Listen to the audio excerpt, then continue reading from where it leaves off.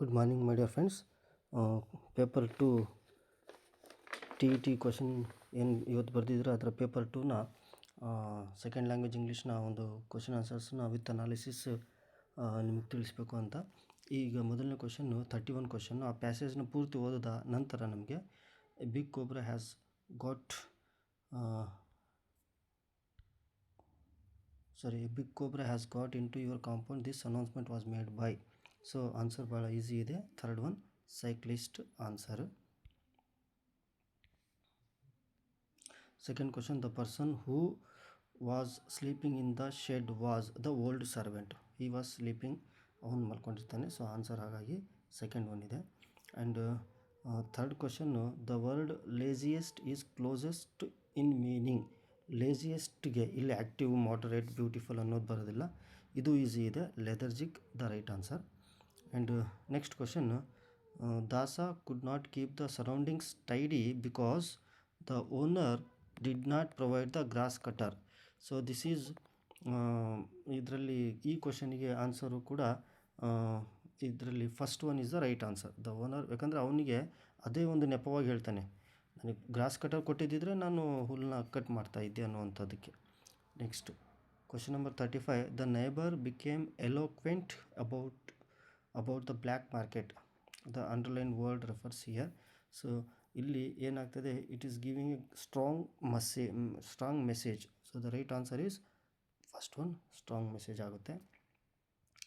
Next, the declaration statement, you could not think of buying any article made of iron till after the war. So ಈ ಒಂದು ಡಿಕ್ಲರೇಷನ್ನ ಯಾರು ಕೊಡ್ತಾರೆ ಅಂತೇಳಿದರೆ neighbour ಕೊಡ್ತಾನೆ. Next question number 37, in the beginning of the passage the inmates in bungalow were. So ಅವ್ರೇನು ಮಾಡ್ತಾ ಇದ್ದಾರೆ, they are taking rest after lunch. So the first one is right answer. And the next question, the proper synonym for the apathy is. So ಇಲ್ಲಿ interesting, curious, enthusiastic ಅನ್ನೋದು answer ಬರೋಲ್ಲ. ಇಲ್ಲಿ answer unwilling ಅನ್ನೋಂಥದ್ದು ಬರುತ್ತೆ. So the first one is the right answer. The poem, next ಆ ಪೊಯಮನ್ನು ನಾವಿಲ್ಲಿ discuss ಮಾಡೋಣ. Main theme of the poem, question number 39 to 45 ಬರ್ತದೆ. ಆ ಪೊಯಮ್ನ ಮೇನ್ ಥೀಮ್ ಏನಾಗಿತ್ತು ಅಂತೇಳಿದರೆ, ಆ complete poem related to patriotism. So the answer is third one. Next, the lines of the poem show the poet's belief in. ಕೆಲವು lines ಕೊಟ್ಟಿದ್ದ ಅಲ್ಲಿ, ಆ ಲೈನ್ಸನ್ನ ಇಲ್ಲಿ ತಗೊಂಡಾಗ ಅದು ಯಾವುದಕ್ಕೆ ರಿಲೇಟೆಡ್ ಆಗಿರುತ್ತೆ ಅನ್ನುವಂಥದ್ದು ಇಲ್ಲಿ ಆನ್ಸರ್ ಆಗಿರುತ್ತೆ. ಸೊ ಇಲ್ಲಿ answer eternal mind of the poet. So the answer is first one. Next, the phrase richer dust means. ಇಲ್ಲಿ ಒಂದು ಫ್ರೇಸ್ ರಿಚರ್ ಡಸ್ಟ್ ಅಂತ ಯೂಸ್ ಮಾಡಿದ್ದಾರೆ. ಸೊ ಅದಕ್ಕೆ ಆನ್ಸರ್ ಯಾವುದು ಅನ್ನುವಂಥದ್ದು. So answer is the dead to the dead bodies, to the dead soldier's body. That is the right answer.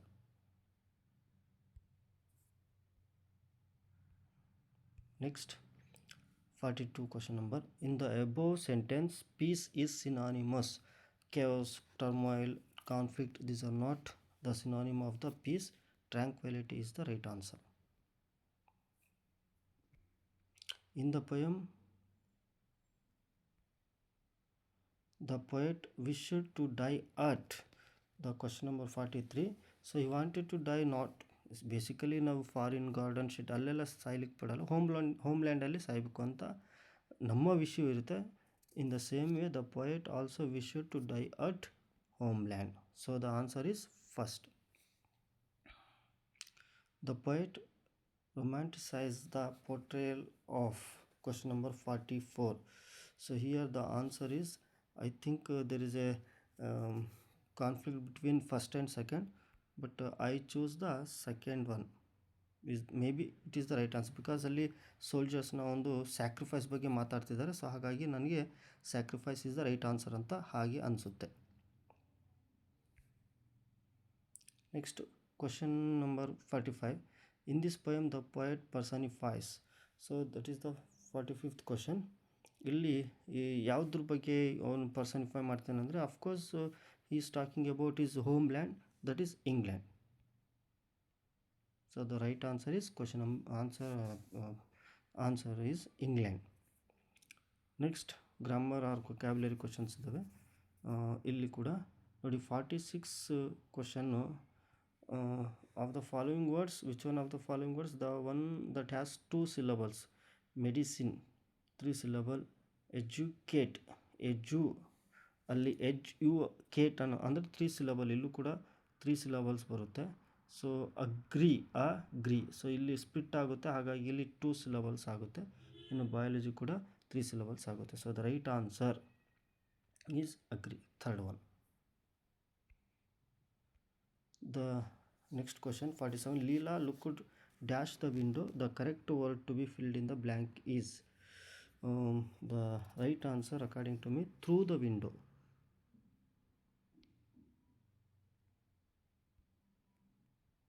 Next, where are you going? The correct punctuation mark to be used here. Where are you going? WH word is there, so that's why it is a questioning form, interrogative sentence. So the answer is third one.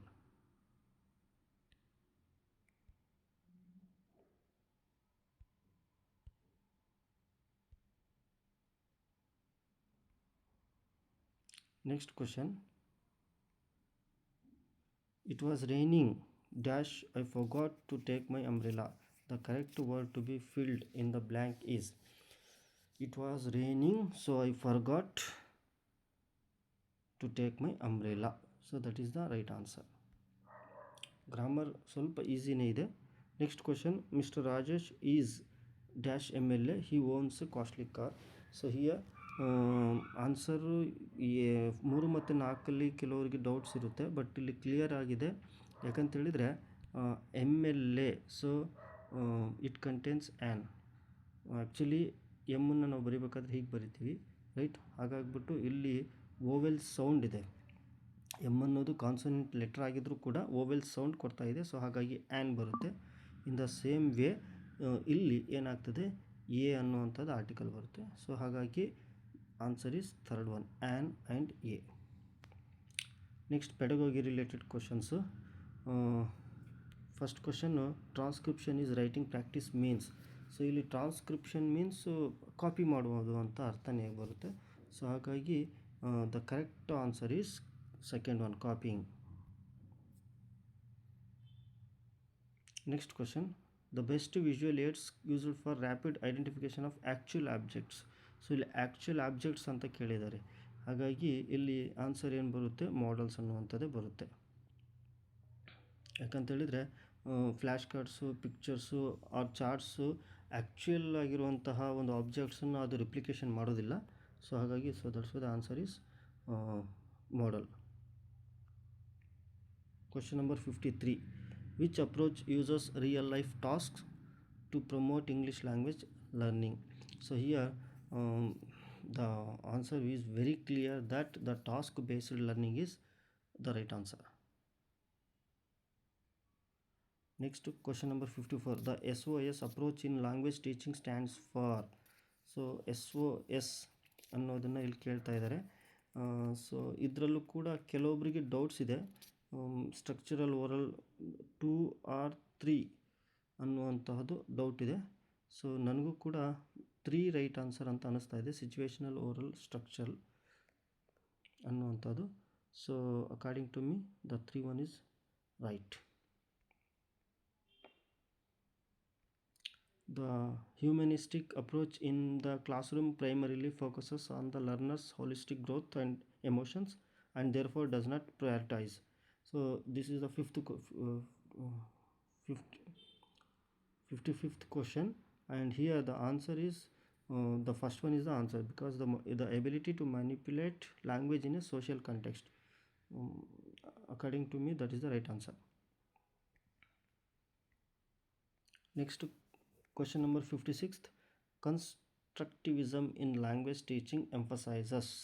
So that is the question number 56th. Here the learners construct their own understanding, that is the constructivism. So answer is very clear, third one is the right answer.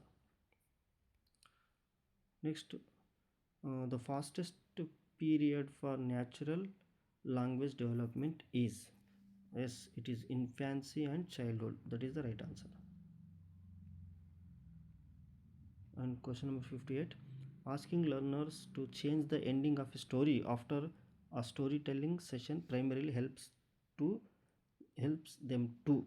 That is the question here also. um, so here storytelling session means primarily it is imaginatory, right?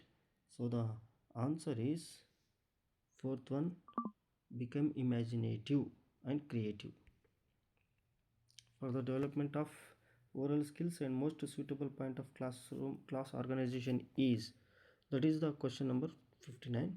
Here also the most suitable point of class organization is in the oral skill, that is group or pair work. The answer is fourth one.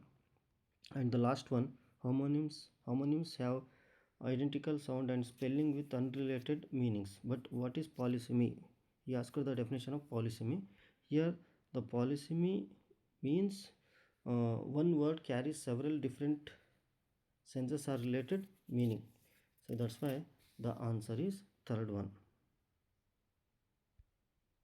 So ಇಷ್ಟು ಈ ಒಂದು paper ಟುಗೆ ಸಂಬಂಧಪಟ್ಟಂತಹ ಒಂದು questions ಪೇಪರ್ನ answers, model answers. I hope ನಿಮಗೆ ಈ video ಇಷ್ಟ ಆಗಿದೆ ಅಂದ್ಕೊಳ್ತೀನಿ. ಇಷ್ಟ ಆದರೆ ಪ್ಲೀಸ್ ಶೇರ್ ಮಾಡಿ ಆ್ಯಂಡ್ ಸಬ್ಸ್ಕ್ರೈಬ್ ಮಾಡಿ. Thank you.